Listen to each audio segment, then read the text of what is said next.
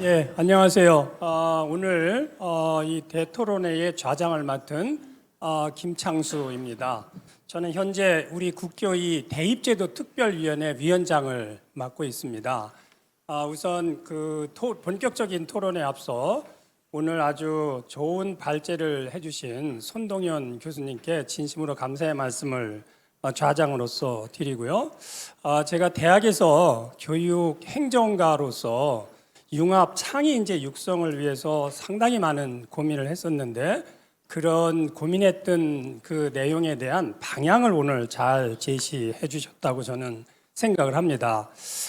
그리고 오늘 우리 이배영 위원장님께서 오늘 저에게 좌장을 좀 맡아달라고 하는 말씀이 있으셔서 원고를 받기 전에 우리나라 주요 대학의 홈페이지에 들어가서 비전을 한번 두루두루 살펴봤습니다. 그래서 이제 거기서 발견된 공통점이 대부분 그 비전 스테이트먼트나 구체적인 그 전략 분야에서 가장 많이 등장하는 단어가 창의, 융합, 도전, 혁신, 그리고 이제 포용, 뭐 이런 내용들이었습니다. 그래서 오늘 제가 그러한 주제를 가지고 오늘 미래 교육 비전에 대한 토론을 이끌며 가면 되겠다라고 이제 사전에 생각을 했었는데 마침 우리 손 교수님의 원고를 받고 보니까 대학 비전에 나와 있는 대부분의 단어들이 다 오늘 발제하신 내용에 담겨져 있는 것을 보고 오늘 우리 손 교수님께서 말씀해 주신 그런 내용이 이미 우리 사회에 어느 정도는 공감대를 형성하고 있다라는 생각을 했습니다. 그래서 이제 이렇게 이제 생각을 하고요. 그런데 이제 문제는 그러한 비전 스테이트먼트에 담겨져 있는 내용을 어떻게 구체화하고 실행할 거냐라는 것이 우리들한테 주어진 과제라고 생각을 합니다. 그래서 이러한 비전을 어떻게 실현해 나갈 것인가에 관해서 전공 분야가 다른 5분의 석학께서 오늘 구체적인 실행 방안을 하나하나 제안해 주실 걸로 저는 생각을 합니다. 그래서 오늘 토론에 참석해 주신 분을 차례대로 좀 소개를 하면 우리 인문학자이신 김원중 교수님을 소개해 드립니다. 그리고 이제 두 번째 토론을 하실 분, 사회학자신 우리 김영수 교수님을 소개합니다. 그리고 우리 김영수 교수님하고 김원준 교수님은 현재 국가교육위원회의 전문위원 그리고 특위위원으로도 함께 활동하고 계시다는 말씀을 좀 드립니다. 그리고 이제 우리 교육 정책을 평생 동안 해오신 황준성 본부장님을 소개해 드립니다. 그리고 이제 경제학자이신 우리 조장욱 교수님을 소개해 드립니다. 네. 그리고 제가 어떻게 워낙 유명하셔서 어떻게 소개를 해야 될지 모르는데 교육행정을 주로 하고 우리 대학의 두루두루 많은 대학에 많은 그 좋은 조언을 해주시는 배상훈 교수님 소개시켜드립니다. 예. 그러면 오늘 첫 번째 토론자로 나서실 김원중 교수님께 마이크를 넘기도록 하겠습니다. 부탁드립니다. 그냥 앉아서 하시죠. 예, 안녕하십니까. 방금 전에 소개받은 김원중 교수입니다. 오늘 발표해 주신 손동현 교수님께서 제안하신 그 창의와 그 융합, 인재의 그 내용, 그리고 맨 마지막으로 말씀하셨던 사범대학을 교육대학원으로 격상시키고 또는 그 사지선다형을 바꾸자라는 말씀, 그리고 이제 현재의 그 전공 분립으로 되어 있는 이러한 그 전공주의를 극복하자는 내용에 대해서 주장하신 것에 대해서 기본적으로는 대부분 다 공감하는 내용입니다.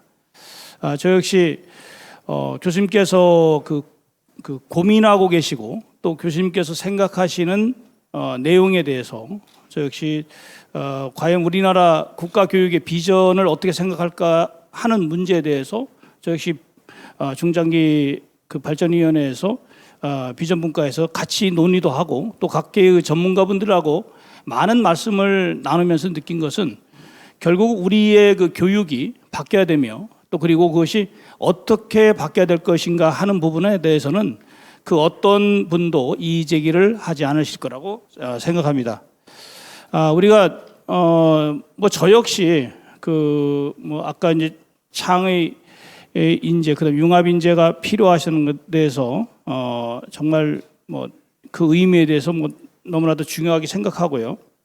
그다음에 그 궁극적으로 이것을 한 걸음 더 나아가서 자유학예 대학까지 이제 제안하신 거 물론 이제 그거에 대해서는 조금 재론의 여지가 있습니다만 어쨌든 인문학과 기초과학 그다음에 사회과학, 자연과학 이런 것을 총망라한 이런 것을 이런 교육을 함께하자라고 하는 것 그리고 지나치게 지금 디지털화되어 있는 이런 상황에서 대학생들에게 교육을 너무 편협되게 가르치는 것에 대해서는 좀 문제가 있지 않느냐라는 것을 대해서 저는 공감합니다.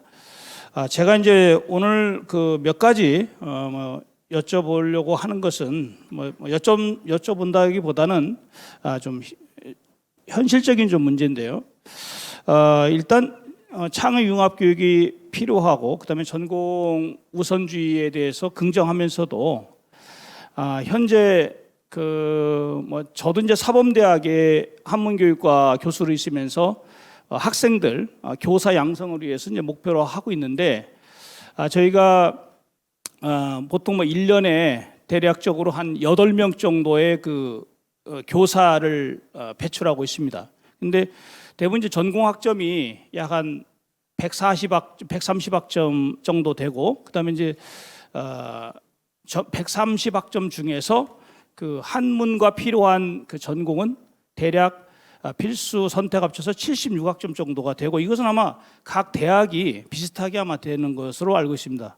그런데 이제 제가 주로 전공을 이제 가르치면서 예를 들어서 논어라든지 맹자라든지 뭐 이런 그 문헌, 고문헌을 대상으로 가르치고 이것이 이제 고등학교 교육과정, 중학교 교육과정에서도 그 내용이 있고 이러한 과정을 학생들에게 가르치려면 저도 인문학을 전공하고 특히 인문학의 중요성을 누구보다도 강조하는 입장에서 전공에 대한 그 교육의 수요, 말하자면 그 전공 학점을 가르쳐도 76학점 정도 가르쳐도 학생들이 현재의 입시 체제, 그러니까 임용고시 체제에서는 합격할 가능성이 상당히 드물어서 그것을 한 최소한 졸업하고 나서 2년 정도 또는 3년 정도 공부해야만 임용고시 합격하는 이런 문제가 있어서 저는 이제 교수님께서 제시한 내용에 대해서 이제 전적으로 공감하면서도 현실적으로 과연 학생들에게 만약에 이제 뭐 제가 이제 사범대학이니까 만약에 교사를 대부분 한 70% 80% 정도 교사를 희망하고 있는데 그 학생들에게 원론적인 얘기에서 기초 과학도 듣고 그다음에 사회과학도 듣고 이렇게 했을 때 과연 들을 수 있는가라는 것이 이제 제가 생각할 때 좀 어떤 이론적으로는 대단히 마땅하지만 한편으로 생각할 때는 조금 그 고려의 여지가 있다라고 하는 생각이고요. 이 점에 대해서는 한번 여쭤보고 싶습니다. 두 번째는 이제 교수님께서 말씀하신 이성과 감성을 넘나드는 지적 연결 지형의 문제. 그래서 결국은 예술적 감수성, 인문학적 상상력, 그다음에 소통과 협력 등이 요구된다는 이런 부분은 뭐 굉장히 중요하고 저 역시 학생들에게 굉장히 강조하고 있고 우리 교육하시는 교수님들도 다 생각하시고 있다고 생각합니다. 아까 그 말미에 저는 저 역시 물론 뭐 교육부의 정책과 어떤 부분이 있는지 모르지만 교과 어떤 선택자라든지 고교 학점제 이런 부분에 대해서는 지금 말씀하신 듯 기본적인 기초 소양을 가르쳐야 된다는 어떤 이런 부분에서 비춰봤을 때 한번 이거 역시 교수님께서 제시한 것에서 상당히 공감을 좀 하고 있습니다. 그다음에 그런 부분에서 우리가 그 이러한 어떤 그 문제 제기, 그러니까 말하자면 교양 교육을 어떻게 육성화해서 그다음에 다만 이제 아까 말씀하셨던 전체 그 대학의 자유학예 대학, 우리가 이제 리버럴 아트 칼리지를 만들어서 하자는 것에 대해서는 방금 드린 대로 이제 그런 내용을 좀 말씀드릴 수 있고요. 그러나 우리가 교육의 어떤 목표와 그다음 교육의 비전의 앞으로의 미래의 어떤 가능성을 생각을 한다면 분명히 오늘 교수님께서 말씀하시던 모든 내용들은 정말로 각 대학의 어떤 그 직면하고 있는 현실과 이상, 그다음에 이상사회에서의 어떤 갈등과 고뇌, 그걸 또 담고 있다고 보여지고요. 또 그리고 특히 요즘 뭐 초연결, 초지능 사회로 대변되는 4차 혁명 시대에 저는 뭐 최근에도 AI, 지금 오늘도 AI 얘기가 많이 나왔는데, 저는 AI에 대해서 최근 유럽에서 27개국에서 AI 윤리 그것을 제정했다고 얘기를 하고요. 또 하나는 최근에 국내 500대 기업에서 자기소개서를 받아보니까 거의 한 이상하게 그 회사 이름이라는 게 나와서 알아봤더니 자기소개서를 제출한 사람들이 거기다가 그걸 냈다라는 것을 보면서 오히려 지나친 AI화와 교수님께서 말씀하셨던 디지털의 어떤 디지털 세상이 되면서 모든 학생들이 그 아까 정말 문맹화되고 있는 그런 현실에서 비춰봤을 때 오히려 저는 좀 더 그 인문학적인 상상력과 그다음에 인문학적인 생각 이런 것을 갖고 있어야만 지금 오늘 제시하셨던 창의 융합의 어떤 인재가 탄생하지 않을까 생각합니다. 그래서 저는 만약에 우리가 향후의 미래 교육의 어떤 비전을 어떤 방향성을 생각한다면 자율과 책임, 그다음에 유연성과 경쟁력, 그다음에 다양성 등을 개인과 사회, 그다음에 국가의 미래를 생각하는 어떤 방향으로 설정을 해야 될 것 같고요. 저는 그런 의미에서 전공과 교양의 어떤 그 뭐 합의체라든지 그다음에 정말 전공, 아까 이제 전공 위주의 분립주의라고 말씀하셨지만 사실 저도 이제 전공을 담당이 중에 전공 교수들의 어떤 뭐 좀 나쁘게 말하면 이기주의적 속성이라는 것은 뭐 배제할 수가 없기 때문에 그것을 학교의 어떤 정책 담당자가 그것을 하는 방향 제안하고 정말 그것을 이끌어내는 방향에 그것도 또 합의가 도출된다면 그야말로 더할 나위 없이 좋다고 생각하고요. 그런 측면에서 향후에 국가의 어떤 비전의 생각에서 저는 오히려 창의와 도전 정신을 갖추고 이런 부분은 다 되면서도 다시 근본으로 돌아가서 우리가 그동안에 교육에 너무 지나치게 왔던 지적 교육, 그러니까 말하자면 달달달 외우는 이런 교육에서 벗어나서 덕과 체, 즉 인성과 시민성, 그리고 더 나아가서 사회와의 조화와 협력, 그리고 공감을 이끌어내는 그러한 방향성을 설정하고, 이것이 대학 와서 이제 교수님께서 오늘 대학에 중점을 두고 말씀하셨습니다만은 저는 기본적으로 유초등, 유초, 중, 고등부터 시작해서 그것이 이루어진다면 저는 대학 와서 우리가 지향하는 정말로 학생들이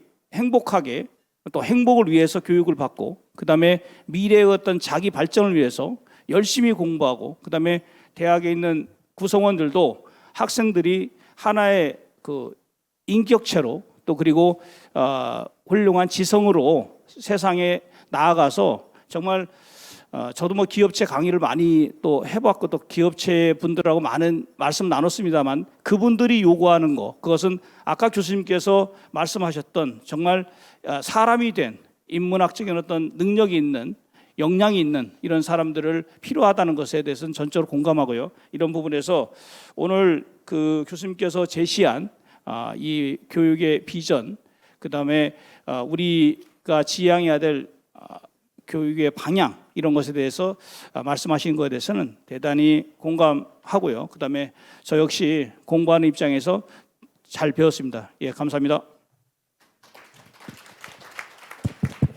예, 우리 김원정 교수님께서 우리 손 교수님께서 제안하신 융합 창의 교육을 교육 현장에 착근시키기 위해서 고려해야 될 몇 가지를 제안을 해주셨습니다. 또한 또 질의도 해주셨는데 질의에 대한 답변은 토론자 5분이 다 그 토론을 하고 난 다음에 한꺼번에 몰아서 우리 손 교수님께서 답변을 주시도록 하겠습니다. 예, 다음은 우리 김영수 교수님 부탁드립니다. 네, 감사합니다. 서강대학교의 김영수입니다. 토론을 여러 번 해봤습니다만 토론할 때 참 해서는 안 되는 일이 딱 하나가 있습니다. 그건 뭐냐 하면은요, 발제자의 발표에 너무 쏙 빠져들지 말아랍니다. 네, 그렇게 하면은 토론을 할 수가 없습니다.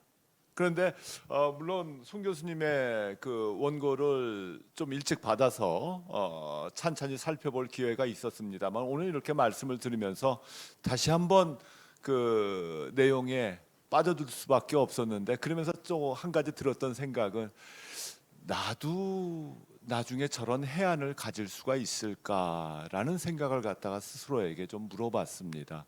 예, 뭐 답은 참 잘 나오지 않더라고요. 그런데 제가 왜 이런 생각을 했냐면은 요즘 대학들이 굉장히 욕을 많이 먹습니다. 그리고 대학들이 굉장히 비판을 많이 받습니다.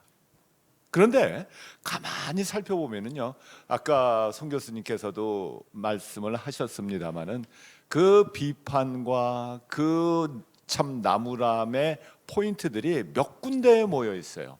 연구 경쟁력을 어떻게 키울 것이냐, 그리고 대학 등록금 왜 이렇게 많이 받고 있느냐, 너희들 너무 대학이 이기주의로 좋은 학생, 성적 좋은 애들만 뽑으려고 하는 거 아니냐, 그리고 너무 직업 교육으로 흘러가는 거 아니냐, 너무 그 세상이 흐르는 것에 그냥 휩쓸려 가는 거 아니냐, 뭐 이런 여러 가지 얘기를 갖다가 많이 듣습니다. 그리고 너희들이 또 우리나라의 하나의 세력으로서 자리 잡으려고 하고 또 그 세력권을 갖다가 넓혀가려고만 하는 거 아니냐, 뭐 이런 얘기를 갖다가 참 많이 듣습니다. 벌써 대학에 저도 이제 한 30년 가까이 있다 보니까 뭐 익숙해졌습니다. 안 좋은 소리도 자꾸 들으니까는 그냥 이제는 흘려버리게 되더라고요. 그런데 오늘 발제를 갖다 이렇게 듣고 또 글로 보면서 이게 바로 사실은 우리가 지적받고 비난받아야 될 부분이었다. 그러니까 우리는 여태까지 대학이라고 하는 것에 너무 외형적인 면, 남에게 보여주려고 하는 면, 그리고 남과 비교당할 때 이렇게 우리가 잘하고 있습니다라는 것에 근거로 내놓을 수 있는 점에만 너무 몰두했던 건 아니냐. 우리 교수들 논문 1인당 몇 편 쓰고 있다, 우리 적립금 얼마다, 우리 뭐 건물 몇 개 지었다, 이런 것만 얘기했었거든요. 우리 교육이 어떻다, 우리가 어떤 부분에 생각을 집중시켜서 학생들을, 인재를 키우고 있다. 우리는 학생 선발하는 게 아니라 미래의 혁신적인 인재, 핵심적인 기둥을 초빙하고 있다. 이런 부분을 갖다가 우리들이 대학들이 얘기를 했었나. 저도 입학처장을 갖다가 뭐 10년 가까이 하고 평가원장 하면서 뭐 그런 제도적인 면에 굉장히 신경을 많이 썼습니다만은 사실 외형적인 면, 정량적인 면에만 사실 우리들이 너무 신경을 썼었다는 걸 오늘 다시 한번 반성할 수 있었는데요. 그런 면에서 선생님께서 오늘 주신 그 우리들이 다시 찾아가야 될 본질로 돌아가라, 처음으로 돌아가라는 말은 정말 큰 울림으로 다가오지 않을 수 없었습니다. 그런데 문제는 오늘날과 같은 세상에서 어떻게 이 본질로 돌아갈 수 있느냐, 처음으로 돌아갈 수 있는 그 방법은 무엇이냐, 쉽게 말하면 몇 번 버스 타야지 글로 갈 거냐 하는 것을 갖다 생각해 보지 않을 수가 없겠죠. 저는 어려서부터 미국에 나가 있어 갖고 학부를 미국에서 나왔습니다. 그래서 저는 선생님의 그 교양 교육에 대한 그 생각을 말씀을 하실 때 내가 받은 대학에서의 교양 교육을 한국에다 접목시키면 훨씬 좀 좋지 않을까 하는 생각을 합니다. 그런데 그게 가능하거든요. 왜냐하면은요, 두 가지 면에서 그런데 우리나라의 교육법 시행령 19조에 보면은요, 19조에 보면 학생 설계 전공이라는 걸 갖다가 할 수 있거든요. 그래서 학생들이 자기가 원하는 과목, 원하는 전공에서 뽑아서 자기 전공들을 갖다가 만들 수 있습니다. 그러니까는 어떤 전공으로 들어왔든지 그것을 듣고 이수한 후에 더블 메이저를 갖다 하면서 자기가 또 하나의 융합적인 자세에서 또 미래를 갖다가 내가 어떻게 설계할까를 갖다가 고민하는 과정에서 그런 자기 설계 전공을 갖다 어느 특정 영역에만 국한시키지 않고요. 정치학과, 한문교육과, 그다음에 경제학과, 사회학, 그리고 화학, 생물학 이런 것들을 갖다가 아울러서 자기가 하고 싶은 것을 갖다 디자인할 수 있는 능력들을 우리들이 좀 가르쳐주면서 그것을 배양시켜 나가면 좋지 않을까. 사실 1998년도에 서강대학교에서 학생 설계 전공이 처음 도입이 됐습니다. 네. 그리고 나서 지금은 우리나라 160여 개 대학 중에서 약 90개가 넘는 대학이 이 학생 설계 전공을 갖다 실시하고 있습니다. 그런데 아직 그렇게 보편화되지는 않았습니다. 그런데 이것을 갖다가 학교에서 좀 더 적극적으로 제도적으로 인커리지 할 수 있는 그런 방법들을 갖다가 찾으면 좋겠다라는 것이고요. 두 번째는 아까 선생님께서 언제까지 사지선다형 물어볼 거냐라고 말씀하셨는데 저는 그걸 갖다가 조금 말씀을 바꿔서요. 언제까지 대학이 교양 과목을 정해줄 것이냐라는 말로 좀 질문을 다시 하고 싶습니다. 우리 보면은요, 학교 요람 보면은 교양 과목에 수십 개, 수백 개가 이렇게 쭉 나열돼 있지 않습니까? 애들 거기서 골라갑니다. 그런데요, 제가 했던 교양 과목은 뭐냐 하면은 각 대학에서 각 전공에서 시퀀스 과목을 갖다가 3개 내지 4개를 갖다가 정합니다. 그러니까는 저는 제일 먼저 택했던 게 저는 사회학과 경제학을 갖다가 복수 전공하면서요, 학부 때 제일 먼저 택했던 시퀀스가 근대 철학이었습니다. 그래서 데카르트부터 해가지고 칸트까지 그리고 나중에 막스까지 이렇게 나오는 걸 갖다 세 과목을 갖다 시퀀스로 들으면은 인문대에서 교양 시퀀스 하나를 갖다가 만족시킵니다. 그 다음엔 또 경제학에서 듣고요. 그러다 경제학 과목을 나중에 많이 들어가지고 복수 전공을 하게 됐습니다. 그게 재밌다 보니까.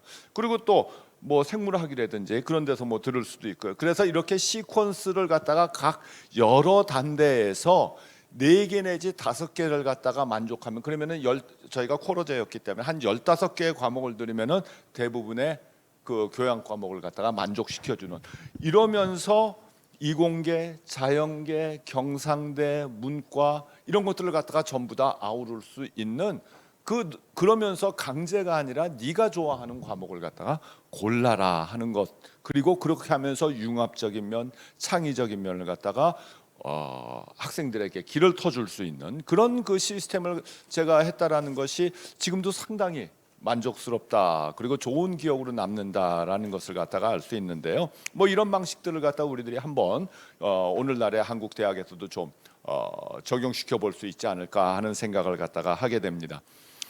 하지만 이제 우리들의 교육 비전이라는 게 대학 중요하지만 대학에만 적용되는 것은 아니겠죠. 저는 강의를 할 때요, 1학년 대상으로 그 개론 강의를 할 때 이런 말을 꼭 첫 시간에 합니다. 너희는 나랑 다른 인종이다.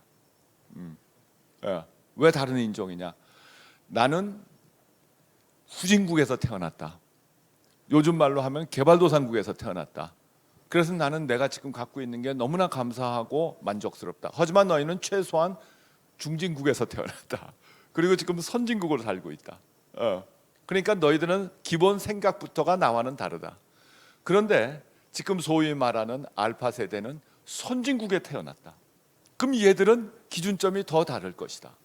그럼 앞으로 우리들이 너희들과 내가 어떻게 소통해야 될지, 어떤 스탠다드를 가지고 수업을 이끌어가야 될지, 그리고 너희들의 후속 세대는 어떤 기준을 가지고 공부를 할 것이고 어떤 방법으로 너나 나와 소통할 것인지에 대해서 아직까지 나도 잘 모르겠다.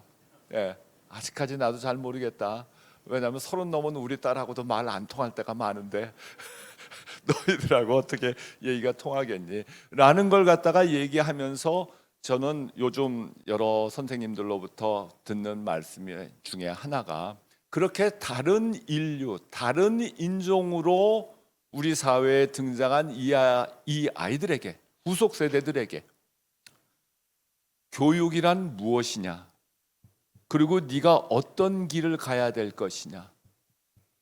너는 이 교육을 통해서 어떤 비전과 미션을 갖다가 생각을 하느냐를 어떻게 각인시켜 줄까 하는 부분에 대해서 상당히 고민하고 있고요. 저도 이제 학교를 갖다 정년할 때가 바로 이제 코앞이다 보니까 그런 부분에 대해서 이제서야 조금씩 질문을 스스로 던지는 그런 그 때가 되었습니다. 지금 알고 있는 것을 조금만 일찍 알았더라면 훨씬 좋았을 텐데라는 그런 책 제목이 떠오르네요.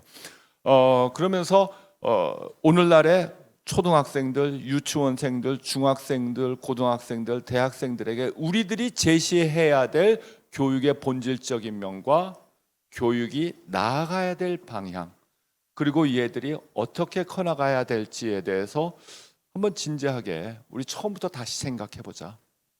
그리고 처음부터 우리들이 아무것도 없었던 것처럼 뛰어들어 보자. 물어보면은요, 요즘 선생님들께도 그렇습니다. 선생님, 요즘 우리나라의 교육 비전이 뭡니까? 우리가 갖고 있는 교육의 본질이 무엇입니까?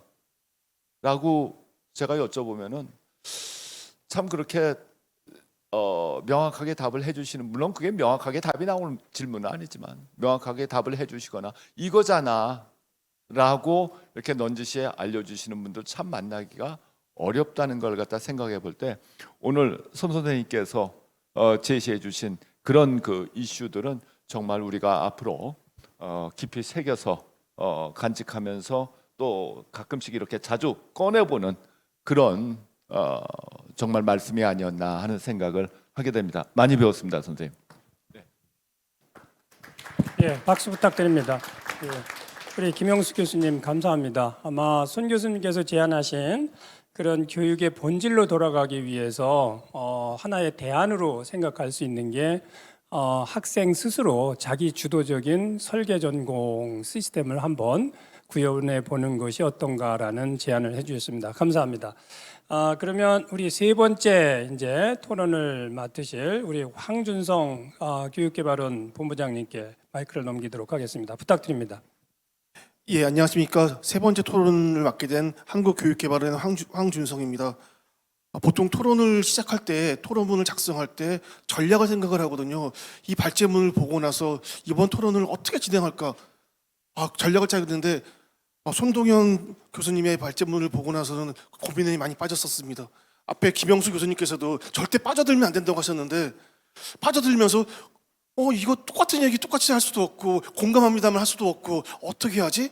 그러다가 나름대로의 방법을 찾은 게 나의 길을 가자라는 것이었습니다. 분명히 틈새는 있을 것이다. 그 틈새를 찾아서 나의 얘기를 하는 것이 이게 더 좋겠다라는 생각을 해가지고요. 토론 자료집 63페이지에 나와 있는 그런 토론문을 작성을 해봤습니다. 토론문에 터해가지고 간단하게 요약해서 말씀을 드리겠습니다. 먼저 들어가면은 한 부분인데요. 항상 하는 멘트가 있죠. 귀한 자리에 함께 할 수 있어 감사합니다. 예, 그리고 오늘 이 자리 정말 중요하네요. 감사합니다. 이런 말로 시작을 했습니다. 오늘 이 자리가 사실은 미래 교육의 비전과 방향을 얘기하는 건데요. 그것은 결국 계획과 관련된 것이죠. 그런데 계획이라는 것은 결국 비전과 방향을 향해 나아가는 방법과 차례 등을 정리한 것이고, 이게 오늘 이 자리에서 논의하고 있는 미래 교육의 비전과 방향은 곧 현재 국가교육위원회가 심혈을 기울여 마련하고 있는 중장기 발전 교육 계획 그 자체가 아닌가라고 말씀도 할 수 있을 것 같습니다. 이와 관련해서 융합 창의 교육 그리고 기초학문 교육을 강조한 기조 발제문은 대학 교육의 미래 비전을 넘어 우리나라 교육 전체의 미래 비전으로도 충분한 의미가 있다고 생각합니다. 특히 발제자께서 우리가 맞이하고 있는 시대를 융합 문명 시대라고 하시면서 이때 필요한 각종 역량들은 결국 기초학문 분야의 균형 잡힌 융복함 교육으로 가능하다, 이런 말씀을 주셨는데요. 정말 공감합니다. 그리고 이런 것들을 아우른다면 모든 것은 그 본질과 이치, 즉 조리에 다가서고자 노력할수록 정의로워진다는 말로 요약도 가능하지 않나 싶습니다. 지정 토론자로서 저는 위와 같은 발제문의 중요 의미를 다시 한번 확인해 보면서 저의 나름대로 간과해서는 안 되는 비전과 방향의 논의를 추가해 보고자 합니다. 예, 두 번째 장은 미래 사회의 변화 및 우리 교육의 성과와 한계라는 장으로 만들어봤습니다. 주로 우리가 비전을 얘기할 때 빠뜨리지 않는 것이 미래의 예측이며 과거 그리고 현재에 대한 평가이기 때문입니다. 이 부분은 저희가 교육개발원에서 현재 수행하고 있고 곧 마무리가 될 미래 교육 환경 변화 전망과 한국 교육의 진단, 이 부분을 토대로 하고 있습니다. 먼저 최근 5년 동안에 국내외에서 미래 사회, 미래의 변화와 관련된 중요 연구 보고서 10종을 선택하고 그것을 통해서 사회, 기술, 환경, 경제, 정치 이러한 영역에 대해서 메타 분석한 결과를 표 1로 보여드리고 있습니다. 표 1을 보시면 사회 분야에서는 뭐 저출산 고령화 사회, 그리고 다문화 사회, 그리고 가치의 다양화, 기술 영역에서는 AI, 디지털, 데이터, 환경에서는 기후변화, 환경오염, 천연자원, 경제에 있어서는 온라인 경제, 공유경제, 그리고 지속가능한 발전, 정치에 있어서는 수도권 집중 및 지역 소멸, 그리고 국가 간의 갈등, 이러한 것들이 어떤 미래 사회와 관련돼서 얘기되는 것들로 저희도 분석할 수 있었습니다. 이것에 더해서 웹 오브 사이언스에 등재된 우리나라 교육 분야의 연구들을 개량적으로 분석해봤습니다. 특히 국회 미래연구원에서 주로 이머징 이슈 도출제를 많이 거치고 있는데요. 그런 방법을 활용해가지고 저희도 미래에 있어서 교육 분야의 10대 이머징 이슈가 뭘지에 대해서 분석을 했고 그거를 표 2로 제시하고 있습니다. 예, 표 2를 보시면 전술한 미래 사회의 변화 전망과 연계해서 앞으로 우리 교육이 대비할 중요 과제들을 볼 수 있는 것 같습니다. 대학 교육의 국제화, 온라인 학습 환경의 적응, 인공지능과 연계한 맞춤형 교육, 학습자 중심 교육 및 교육 방법의 다양화, 경쟁력 있는 글로벌 역량 교육의 활성화, 미래 교사 양성, 교육 정책 결정 과정에서의 시민 참여, 학생의 정신 건강 및 사회 정서의 역량, 이런 것들을 확인할 수 있었습니다. 그리고 현재와 과거에 대한 고찰을 위해서 국가교육위원회 산하 전문위원회 그리고 특별위원회 소속되신 40분의 위원님들을 추천받아가지고 이분들을 토대로 델파이 조사를 시행해봤습니다. 델파이 조사는 한국 교육의 전반, 그리고 유초중등교육, 고등교육, 평생지역교육, 지원체제 영역, 이 5가지 영역으로 해가지고 성과와 한계가 뭐냐에 대해 여쭤봤는데요. 이들 중에서 가장 중요한 한국 교육 전반의 성과와 한계 부분만을 표 3으로 제시해 드리고 있습니다. 앞부분을 보시면 성과와 관련돼서는 의무교육의 선곡적 안착을 통해서 평등한 교육 기회를 제공했다는 성과, 그리고 국가 책임하에 공교육 체제 정비와 질적 제고를 이뤘다는 성과, 그리고 한국의 정치, 경제, 사회 발전에 밑거름의 역할을 했다는 성과를 확인할 수 있었습니다. 물론 한계도 제시가 됐는데요. 주로 산업화 패러다임에 갇힌 우리의 교육제도, 그리고 사교육 시장의 문제, 빈부 격차와 관련된 교육 격차의 심화 부분도 한계로 제시됐습니다. 이런 것들을 압축해 본다 그러면 한국 교육의 전반적인 성과는 양적, 제도적, 형식적 성장을 통한 개인과 사회의 발전을 견인했다는 것으로 요약되는 것 같습니다. 반면 한계로는 질적 변화와 부작용 해소에 미흡했다라는 것으로 볼 수 있을 것 같습니다. 이러한 것들은 향후 우리 미래 교육의 비전을 설정함에 중요한 시사점을 주지 않나 싶습니다. 여기에 더해서 저는 제3장에 우리나라 교육헌법 및 교육 이념에 대한 검토라는 장을 제시하고자 합니다. 발제자께서도 새로운 지식도 그 기본은 헌 지식에 있다고 말씀해 주셨습니다. 즉 미래 교육의 비전도 완전히 새로운 것, 창의적인 것은 있을 수 없고 결국은 과거 그리고 현재에서부터 유출할 수밖에 없기 때문에 그렇습니다. 이와 관련해 가지고 우리가 반드시 짚고 넘어가야 할 것이 과거와 현재 우리의 교육을 규율하여 왔고 규율하고 있는 중요한 교육 법원 그리고 교육 이념이 아닌가 싶기 때문입니다. 이와 관련해 가지고 먼저 헌법상 교육 관련 조항을 살펴볼 필요가 있을 것 같습니다. 대한민국 헌법 제31조입니다. 제1항은 모든 국민은 능력에 따라 균등하게 교육을 받을 권리를 가진다고 하고 있습니다. 여기서 균등하게 교육을 받을 권리를 가진다 앞에 능력에 따라라는 부분이 있죠. 예, 우리 헌법은 단순한 형식적 기회균등을 넘어서 실질적인 결과의 평등을 지향한다고 봅니다. 즉 평균적 정의를 넘어서 배분적 정의를 지향하고 있다고 보여지고요. 또 이와 관련해 가지고 교육기본법 제3조는 모든 국민은 평생에 걸쳐 학습하고 능력과 적성에 따라 교육받을 권리를 가진다고 하고 있습니다. 즉 우리 헌법이 우리 국민들이 요구하고 있는 교육받을 권리는 능력에 따라와 여기에 더해서 적성에 따라 교육받을 권리를 함께 아우르고 있다는 말씀을 드리고 싶습니다.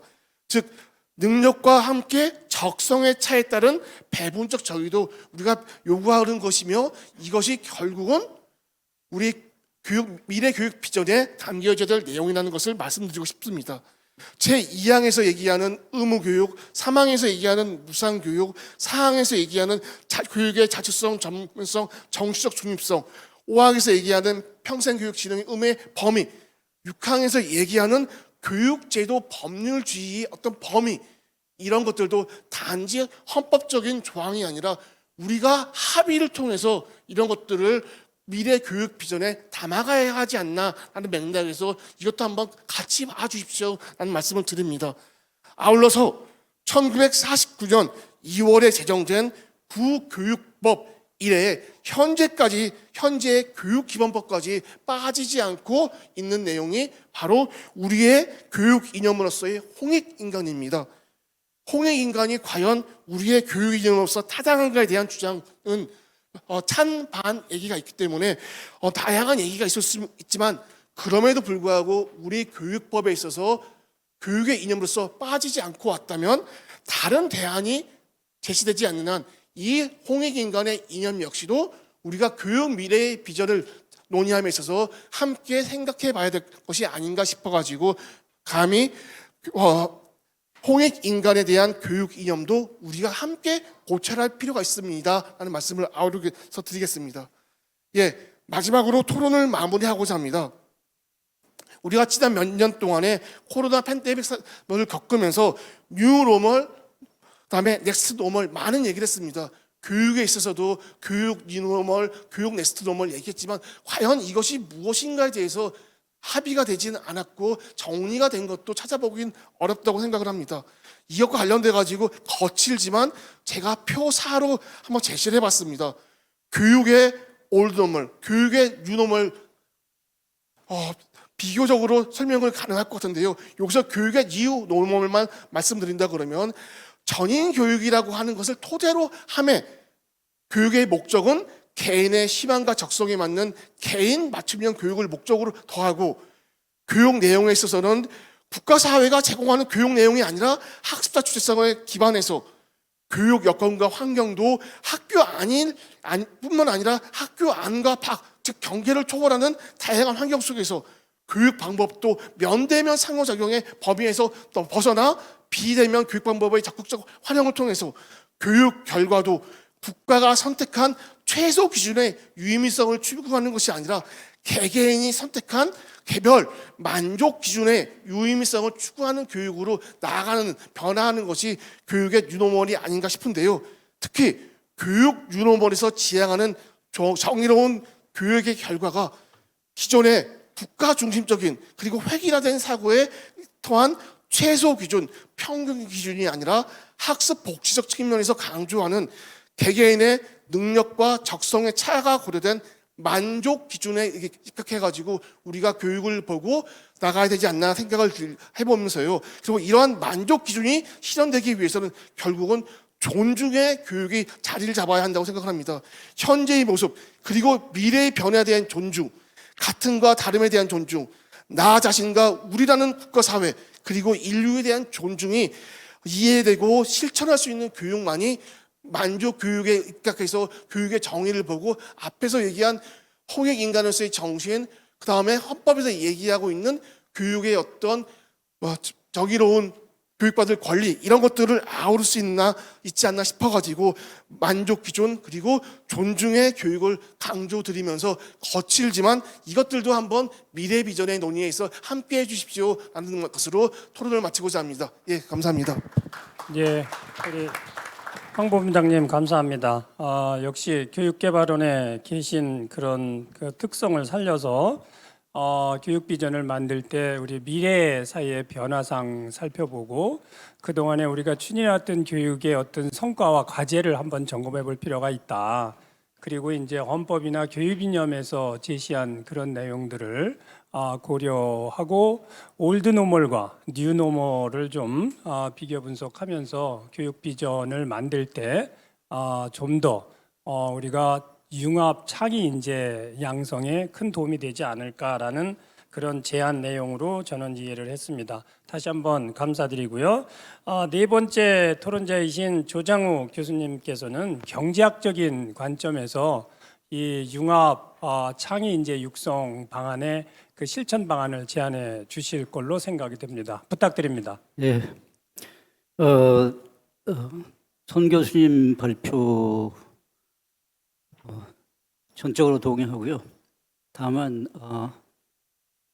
어떻게 하면 그런 창의적인 인재를 길러낼 거냐 하는 방법론이 없는 것이 약간 아쉽습니다. 근데 우리 교육이 지향하는 바는 저는 두 가지가 된다고 생각을 합니다. 하나는 보편 교육인데 그거는 인성 교육을 포함해서 학생들을 사회 구성원으로서의 책임감 있게 남들을 배려하는 인간으로서 살아갈 수 있는 바탕을 만들어주는 게 중요하다고 생각하는데 지금 의사들 파업하는 거 보면 전혀 인성교육이 안 돼 있는 거죠. 그러니까 저는 정말 한심하다고 생각합니다. 이거는 어떻게 의사가 파업을 합니까?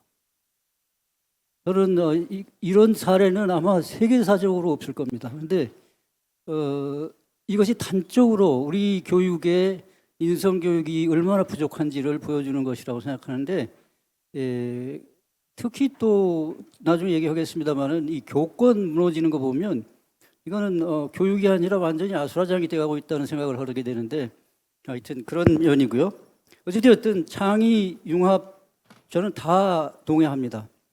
근데 결국 교육의 목표는 저는 궁극적으로는 보편성을 거쳐서 또 다양성을 거쳐서 각 학생이 가지고 있는 재능과 그 학생이 미래에 할 일을 매치시켜주는 것, 일종의 중매하는 기능인데 경제학에서는 그걸 매칭 시어리라고 합니다. 그 기능을 하지 못하면 저는 교육이 의미가 없다고 봅니다. 지금 우리나라의 교육의 많은 부분이 그런 매칭에 실패하고 있습니다. 의사 중에는 의사 되지 말아야 될 인재들이 거기 가 있는 부분이 많고요. 그러니까 저런 파업을 하는 겁니다. 또 변호사, 또 검사 이런 사람들, 그 사람들도 변호사들 이런다고 그러니까 난리를 지겼잖아요. 회계사, 우리나라의 지성인들이라는 사람들은 다 기득권을 지키기 위해서 이 난리를 죽입니다. 결국은 교육자들이 반성해야 될 문제라고 저는 생각하고요. 그런 의미에서 각 개인이 자기에 가장 맞는 어떤 직업, 가장 맞는 그런 어떤 그 일, 이런 것들을 찾아갈 수 있도록 궁극적으로 인성교육을 거친 다음에 궁극적으로 다양한 교육을 통해서 해야 된다. 그런 의미에서 교수님께서 말씀하신 전공을 분립해가지고 하는 이런 거는 약간의 문제가 있기 때문에 수정을 많이 해야 된다는 그런 이제 말씀을 드리고 싶고요. 또 그런 차원에서 왜 우리 학생들이 창의성이 다른 나라에 비해서 떨어지는 걸로 보이느냐? 저는 이 중매가 자기의 재능과 자기가 해야 될 일에 그 두 개의 중매가 잘 안 되기 때문에 그렇다고 보고요. 그것이 교육의 책임이라고 저는 생각합니다. 우리나라에서 제일 카르테리스인 분야가 어딘지 아십니까? 교육입니다. 교육학 전공하신 분들 여기 계시지만 자기들이 가지고 있는 그걸 못 깨요. 사범대학 문제도 며칠 전에도 들었는데 굉장히 그걸 깰 수가 없다는 거예요. 그 교육을 전공한 사람들이 그런데 그 교육이 제대로 되겠습니까? 그러니까 제 말씀은 비난하려는 게 아니라 유연해지려면 모든 사람들이 유연해져야 되는 것이죠. 그래야 이 부분도 유연해지고 저 부분도 유연해지면서 서로 교환도 되고 이제 이 나쁜 거는 이제 바꾸고 하는 건데 그게 안 된다는 것입니다. 그러니까 저는 그 점을 지적하고 싶고요. 그런 의미에서 보편 교육을 틀림없이 해야 된다. 그렇지만 다양성 교육을 거기서 나중이지만 나중에 빼먹으면 안 된다는 것을 특별히 강조하고 싶습니다. 그런 의미에서 또 말씀드리고 싶은 것은 우리 초중등 교육에서 이루어진 그 기계적인 그런 평준화, 이거는 저는 빨리 없어져야 된다고 생각합니다. 평준화를 해가지고 우리가 얻은 것은 부모님들의 일종의 위안이죠. 자기 아들이 남들하고 똑같은 학교에 다니니까 아들과 딸들이 위안을 받는 건데, 그런 의미에서 우리나라 초중등 교육은 학생 교육이 아닙니다. 이거는 학부모를 위한 교육입니다. 그렇기 때문에 이 우리나라 교육의 획일화된 그런 교육 체제를 바꿔야 된다고 생각하고요. 그렇다고 해서 교과 과정을 뭐 다르게 해가지고 어떻게 해라 이런 얘기는 아니고요. 그거는 이제 학교마다 좀 자유롭게 했으면 좋겠다는 생각도 가지고 있지만, 그런 어떤 획일화에서 벗어나지 않으면 한국 교육의 문제는 해결이 안 된다고 저는 생각을 하고 있습니다. 그 다음에 이제 제가 말씀드리고 싶은 것은 이제 방법론에 있어서 이 초중등 교육, 대학 교육도 중요하지만 우리는 남성이면 대부분이 군대를 가지 않습니까? 군에서도 좀 교육을 잘 했으면 좋겠어요. 왜냐하면 거의 강제적으로 한 집단이 모여서 있는 상황에서 우리가 교과 과정만 좋은 걸 제공한다 그러면 저는 국민 개조하는 그런 프로그램이 될 수 있다고 생각하거든요. 또 평생 교육도 지금 고령화 사회가 되어가고 있는 와중에 전면적으로 개편해야 됩니다. 교양교육이나 하고 있는 그런 평생 교육에서 벗어나서 좀 더 실용적이고, 그 양반들은 이제 나이가 드신 분들이기 때문에 인성교육을 할 처지는 아니죠. 그러니까 그런 어떤 그 체계화된 전문적인 그런 거를 통해서 미래 사회를 개척해 나갈 수 있도록 해주는 것이 중요하지 않겠느냐는 것이고요. 그 다음에는 이제 저는 공정한 기회를 교육이 담보해야 된다고 생각합니다. 우리나라 교육이 공정한 기회를 공교육은 그러는지 모르겠지만 사교육까지 포함하면 이렇게 불공정한 게 어디 있습니까? 그런 의미에서 사교육을 저는 학교로 끌어들이면 어떤가 하는 제안을 드리고 싶은데요. 학생들이 방과 후에는 학교 빌딩도 쉬고 이 선생님들 쉬지 않습니까? 거기서 사교육하면 어떻습니까? 저는 공교육과 사교육의 이런 어떻게 보완성이라고 경제학에서는 얘기를 하는데요. 사교육을 해서 덕이 된다고 보기 때문에 하는 겁니다. 이거를 학교 안으로 끌어들여서 학생들 오후에 방과 후에 얼마든지 할 수 있다고 저는 생각합니다. 이건 법적인 문제인지 어쩐지 잘 모르겠습니다만은 이런 한다 그러면 또 선생님들이 또 난리를 주겠죠. 또 자기들하고 경쟁되는 그런 프로그램이 생기기 때문에 아까 말씀드렸듯이 모든 문제는 기득권 문제고요. 결국은 자기 밥그릇 지키려고 하는 것 때문에 이 사회의 모든 문제가 생긴다는 말씀을 드릴 수 있겠습니다. 그리고 학교로 끌어들이는 사교육의 비용은 학부모와 정부가 같이 부담할 수 있다고 저는 생각합니다. 마지막으로는 이제 학교하고 교사의 보상하고 책무성을 강화해야 된다는 것인데, 교권의 문제. 이 교권의 문제는 저는 교육은 잘 아시지만 괴로운 겁니다. 뭔가 배우는 거는. 그럼 머리도 써야 되고 움직여야 되고 그렇기 때문에 근본적으로 괴로운 게 교육입니다. 그 괴로운 교육을 하는데 하기 싫다고 반항하고 선생 둘겨 패고 이러는 사회가 어디 있습니까? 그런 학생들을 관용을 베푸는 아마 나라는 대한민국밖에 없을 겁니다. 저는 그런 면에서 책무성을 강화해서 교사도 물론 학생을 구타한다든가 혹은 모욕을 준다든가 하는 일은 없어야 될 뿐만 아니라 역으로 학생들도 교사들을 존중할 수 있는 분위기가 안 되면 그건 교육이 무너지는 겁니다. 지금 대한민국 교육의 상당 부분이 저는 무너져 있다고 보는 사람인데요.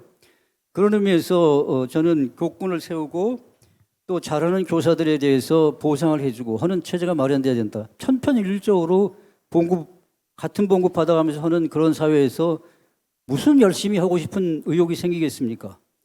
잘하면 거기에 대한 보상을 해주는 체계가 마련되지 않으면 끝내는 우리 교육은 이런 지경에서 계속 헤맬 겁니다. 손 교수님 말씀하셨듯이 노벨상 하나 안 나오고 한참을 더 가야 이제 되는 세상이 될 텐데, 그런 의미에서 학교도 잘하는 학교에서는 보상을 해주고 교사도 잘하는 교사는 보상을 하고 학생도 두말할 것 없이 잘하면 좋은 보상을 해줄 수 있는 체계를 만들자. 저 사람이 잘하기 때문에 내가 피해 본다는 생각을 하면 이건 누구도 못합니다. 이런 체제가 만들어지지 않으면 대한민국이 달라지지 않는다는 그런 생각에서 모든 것이 달라져야 되고요. 참고로 오늘 이배용 위원장님께서 아까 안중근 의사 오늘 서거일입니다. 오늘이 2월 14일 날 사형 선고를 받고 오늘 돌아가셨는데요.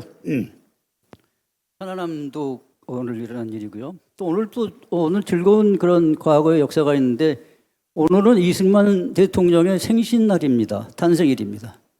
그래서 오늘 굉장히 그 다양한 그런 역사가 있었고요. 저 개인으로는 이거 쓸데없는 얘기입니다만은 제 딸내미가 또 3월 26일에 태어났습니다. 그래서 미국에서 태어났는데 그날이 일요일이었습니다. 그리고 이스터 부활절이었습니다. 그래서 이스터 베이비 태어났다고 축하받은 그런 기억이 오늘 나는 날인데 초청해 주셔서 감사합니다. 쓸데없는 얘기 들어주셔서 감사합니다. 예, 큰 박수 부탁드립니다. 예, 3월 26일을 또 특별히 많이 언급해 주셨네요.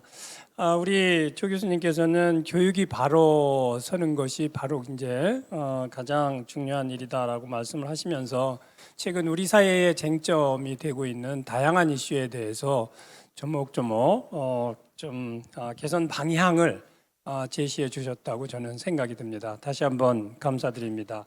그러면 이제 마지막으로 우리 배상훈 교수님께서 토론을 해주시겠습니다. 예, 부탁드립니다.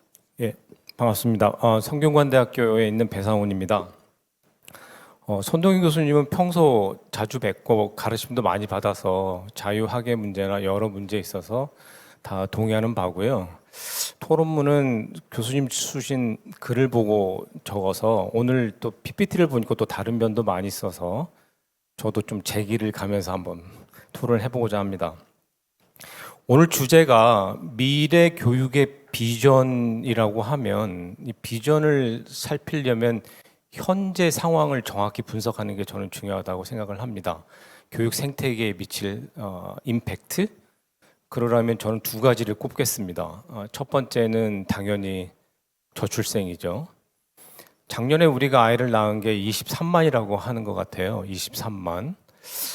이 친구들이 커서 대학 갈 때쯤 되면 아마 수능 보는 친구들이 한 20만 정도 될 텐데요. 제가 학력고사 칠 때 100만이었거든요. 5분의 1로 주는 시대 우리가 살아야 될 것 같거든요. 1953년에 한국전쟁 마치고 우리 1인당 국민소득이 70불인가 80불인가 그랬거든요. 70년 지나고 3만 5천 불에서 한 400배 올랐는데요. 지금까지 우리가 살던 시대가 자녀가 부모보다 잘 살던 시대에 살아왔는데 아마 그렇지 않을 수도 있겠다. 왜 절대적으로 옆에 경제학자 계시지만 5분의 1로 줄었지, 5분의 1까지 주는 상황이니까. 그래서 오늘 이런 기회가 너무 중요하다고 생각이 드는데요. 이 저출생 시대, 저출산 시대 그럼 교육의 과제는 뭘까? 저는 제 표현으로는 낭비 없는 학습해야 된다 이렇게 생각이 됩니다. 100만 정도 있을 때는 전공하고 좀 일치 안 되는 학과 가서 돌아가기도 하고 중도 탈락도 하고 또는 뭐 방황하는 것도 괜찮은데 이제 그럴 여유가 전혀 없는 것 같습니다. 어떻게 하면 낭비 없는 학습 체제를 열어갈까? 그래서 저출생 시대가 가장 큰 임팩트 중에 하나일 것 같고요. 두 번째 큰 임팩트는 탈경계 시대 같습니다. 빅블러 시대라고도 하는데요. 여기 보시면은 우리 전문대에서 오신 분도 있고 4년제 대학도 오신 분 앞으로 경계가 그대로 있을까요? 그리고 밖에 나가면 제가 이제 성균관대에 있기 때문에 삼성 멀티 캠퍼스, 패스트 캠퍼스 무슨 캠퍼스가 무지 많습니다. 오늘 이제 손동희 교수님 발제를 보고도 저는 이제 후학이니까 후학이 가장 잘하는 것은 선배에게 덤벼드는 거잖아요. 큰 교육 체제 그 체제 내에서만 말씀하시는 것 같다. 저는 시간 날 때 저희 집사람하고 많이 하는 게 차이나는 클래스 보고 버킷 세계사 보고 유튜브 보면요 군사학부터 해양학까지 한국하고 예컨대 일본이 전쟁 붙으면 누가 이런 것까지 나옵니다.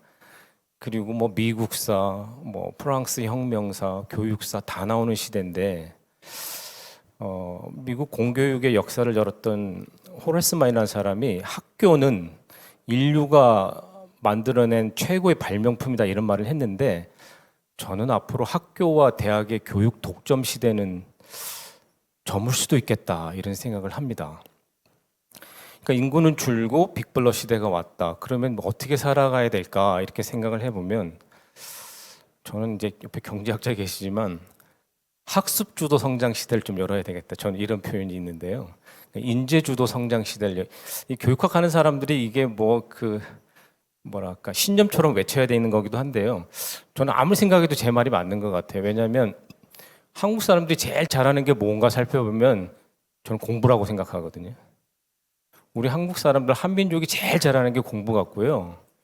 주 5일제 도입할 때 뭐 논다, 경제가 떨어진다 야단쳤는데 노는 게 돈 들고 지치기 때문에 요즘 보면 다 공부하거든요. 그러니까 우리는 아무리 생각해도 천연 자원 하나도 없고 4대 열강에 쌓여 있고 할 수 있는 건 사람 키워가지고 성장하는 길밖에 없고 그렇다면 뭐 어떤 분은 뭐 소득주도 성장 이런 말씀도 하시는 것 같은데 저는 학습주도 성장 시대를 대한민국이 끌어가야 우리 자녀가 우리보다 계속 잘 사는 시대를 끌어가지 않을까 이런 생각을 해봅니다.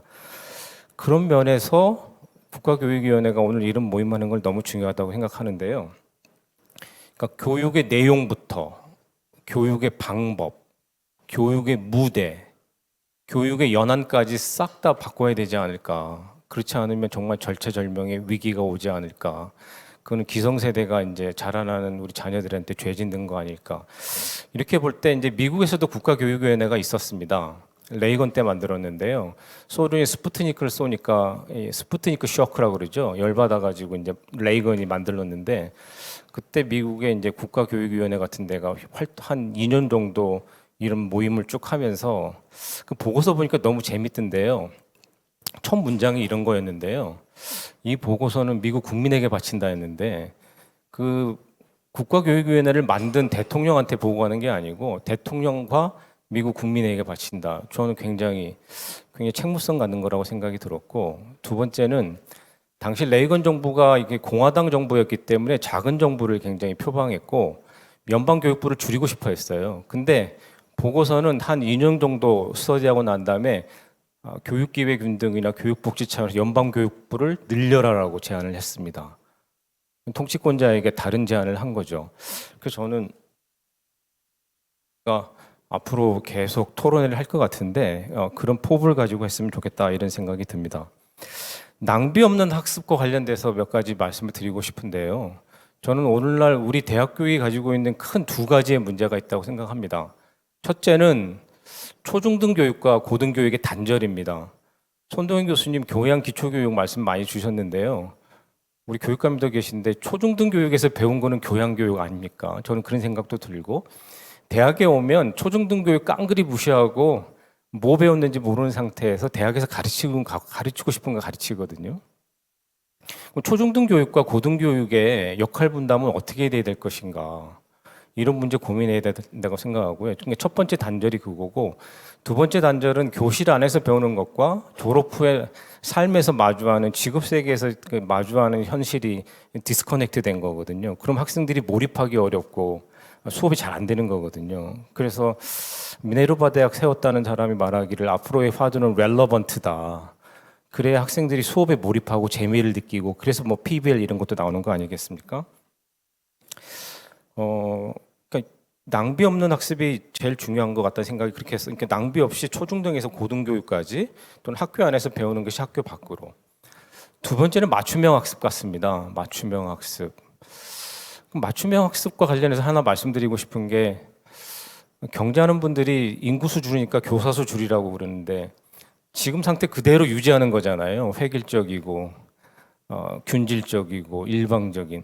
지금이야말로 절대적의 호기 아닙니까? 교사 그대로 냅두면 맞춤형으로 뭐 40명, 50명씩 놓고 가리던 거 20명씩 놓고 가리키면 너무 좋은 거 아닌가요?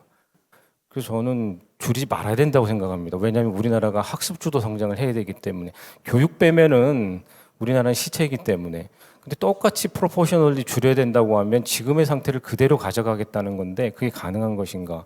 맞춤형 학습 시대를 잘 열어야 되겠다. 관련해서는 저는 교양교육 속에 진로교육이 굉장히 중요하다고 생각합니다. 학생들에게 너 뭐 할래? 그러면 직업을 얘기합니다. 삼성 가고 싶다고 그러고 변호사 되고 싶다고 그러고 교수 되고 싶다고 그러고 그게 아니고 내 삶의 가치, 내 장점, 내가 뭐 하고 살 것인가를 정하고 난 다음에 직업을 선택해야 될 텐데 대학교 1학년 때 제가 이제 지금 교무처장 하는데 학생처장도 한 4년 했었거든요. 학생들이 끝없이 방황하거든요. 내가 뭘 해야 될지 모르기 때문에 맞춤형 학습 시대를 열어야 되지 않을까 이런 생각을 해봅니다. 세 번째는 손도현 교수님께도 여쭤보고 싶고 여기 계신 분들께도 여쭤보고 싶은데요. 아까 말씀드린 대로 학습 생태계가 너무 변하고 있거든요.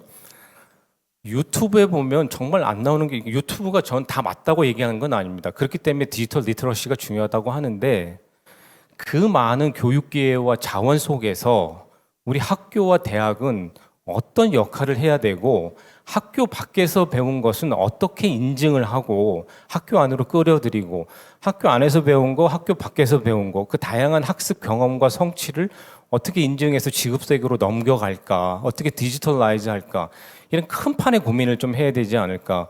그러니까 있는 공교육제도, 있는 대학 내에서 고민하는 것도 중요한데, 왜냐하면 교육 학습 생태가 너무 크게 변하기 때문에 그런 면에서 저는 교육청도 이게 지금 학교 교육청이거든요. 진짜 평생 학습 교육의 무대도 훨씬 확대될 텐데 학교 밖에서 다양한 기회를 어떻게 그거 알고 계신지 모르겠어요. 서울 시내에 도서관이 크고 작고 한 700개인가 있다고 그러고 미술관이 한 뭐 100여 개. 그렇죠? 그리고 음악당도 그 많은 학습 시설이 많은데 우리나라는 전문 그 뭐 이스라엘이 창업 국가로 성공했다면 우리나라는 창의적 학습 국가로 성공해야 될 텐데 그 많은 학습 자원을 어떻게 쓸 것인가에 대한 고민을 좀 우리가 해야 되는 시대가 아닌가. 그런데 이제 우리 교사나 선생님이나 교수는 주어진 요 틀 내에서 아까 선생님 말씀하신 것처럼 카르텔인지 모르겠지만은 자기가 제일 잘한다고는 주도자 역할을 하는 것 같은데 그 문제를 어떻게 해야 될까. 마지막인데요. 교육의 무대에 저는 글로벌 문제를 빼면 우리나라가 앞으로 어려워지지 않을까 생각합니다. 저는 학생들한테 앞으로 평생 그 얻을 기회의 절반은 한반도 밖에 있다 이렇게 얘기하거든요. 한반도 안에 머물면 평생의 기회의 절반밖에 가질 수밖에 없다. 근데 저도 유학은 다녀왔는데 해외 나가서 느껴보면 한국 학생들이 경쟁력이 있어요. 정말 경쟁력이 있습니다. 그 미국, 뭐 소련, 주이시 누구를 만나도 한국 학생들이 경쟁력이 있는 것 같습니다. 그러니까 우리가 대기업이 밖에 나가서 물건도 팔아먹고 이렇게 하는 거 아니겠습니까? 그렇다면 인구가 이렇게 팍팍 줄어들고 학령 인구가 5분의 1로 줄어드는데 결론은 밖에 나가서 살아야 되지 않을까? 그럼 글로벌로 나가려면 뭘 가르쳐야 되나? 이거 영어 문제만은 아닌 것 같습니다. 바깥에 나가는 것에 대한 두려움, 개척 정신, 자기 주도성 이런 것들 굉장히 중요하지 않을까. 그거 다 놓치고 이 좁은 땅에서 우리끼리 경쟁하고 경쟁하다 보니까 학교 폭력이 나오고 대학도 똑같아요. 옆에 대학이 죽어야 내가 사는 시대고 옆에 친구가 뭐 2등급을 받아야 내가 1등급을 받고 근데 세계로 나가면 훨씬 많은 기회, 훨씬 많은 이게 있는데 그래서 이게 학습의 무대도 훨씬 확대하는 거 그래서 조금 이렇게 비전을 크게 가지고 이렇게 해가지고 우리 기성세대가 우리 자녀 세대한테 부끄럽지 않아야 되지 않을까 이런 생각을 해보겠습니다. 예, 이상입니다. 예, 감사합니다. 아마 오늘 제가 새롭게 들은 단어는 학습주도 성장 사회를 만들 필요가 있다. 그러기 위해서 우리 교육 시스템에 대한 총체적인 개혁이 필요하다라는 걸로 요약을 할 수 있을 것 같습니다. 아주 오랜 시간 동안 그 토론을 진지하게 해주신 5분의 그 교수님 그리고 본부장님께 진심으로 감사의 말씀을 드리고요. 좌장의 가장 큰 고통은 시간 관리입니다. 그래서 5시 20분까지 모든 것을 좀 마쳐야 되기 때문에 오늘 질의를 굉장히 많이 해주셨는데 토론자 분들께서 우리 손 교수님께 제가 또 플로어에서도 질의를 좀 받아야 되기 때문에 뭐 작게 해주시면 좋고 맥시멈 5분 내에는 좀 마무리를 해주십사라는 부탁의 말씀과 함께 마이크를 넘기겠습니다. 네.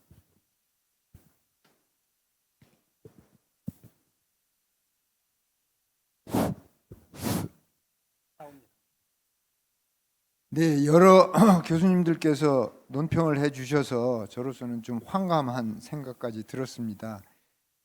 다 좋은 지적이셔서 일일이 제가 답을 해야 할 필요는 없을 것 같아요. 다 그냥 다 청취하시고 수용하시면 될 것 같아요. 이제 조금 보태자면은 이제 제가 교양교육을 강조하는데요. 그때 교양교육은 기초학문 교육이다 이렇게 보자는 거 아닙니까? 그러면 대학에서 기초학문 분야의 학과들이 있습니다. 철학과, 사학과 이런 학과들이 있는데 그럼 그 과에 있는 학생들은 기초학문 분야를 지금 전공하고 있는데 교양교육 과정에서 또 기초학문 공부를 하라는 얘기냐 이제 이런 물음이 생겨요.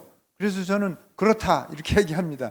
사학과에 있는 학생은 사학 공부를 열심히 하지만 교양교육 과정에서 물리학도 공부하고 생물학도 공부하고 정치학도 공부하라 그런 말씀이에요. 그 아까 김원중 교수님께서 이제 사범대학 예를 들으셨는데요. 전공 공부할 게 많다 그런 말씀하신 거예요 결국. 근데 뭐 사범대학의 교육 과정과 다른 이제 물리과 대학의 교육 과정과를 놓고 보면은 중복되는 게 많다. 제가 아까 그렇게 말씀드렸는데 그건 조정하기 나름이라고 보고요. 사범대학을 교육대학원으로 승격시키자 하는 주장은 제가 연전부터 하기는 하지만 실현 가능성은 거의 없다고 봐요. 상당히 어려운 현실적인 문제가 있어서요. 그래서 그거는 여러 교수님들이 그냥 이런 주장을 하는 사람이 있구나 그렇게 생각만 해주시면 좋을 것 같고요.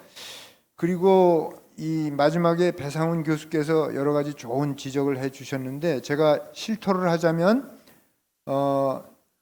지금 현재의 제도 안에서 어떻게 교육의 성과를 더 높일까 여기에 저는 초점을 맞춰서 이제 구상을 하고 말씀을 드렸던 거고요.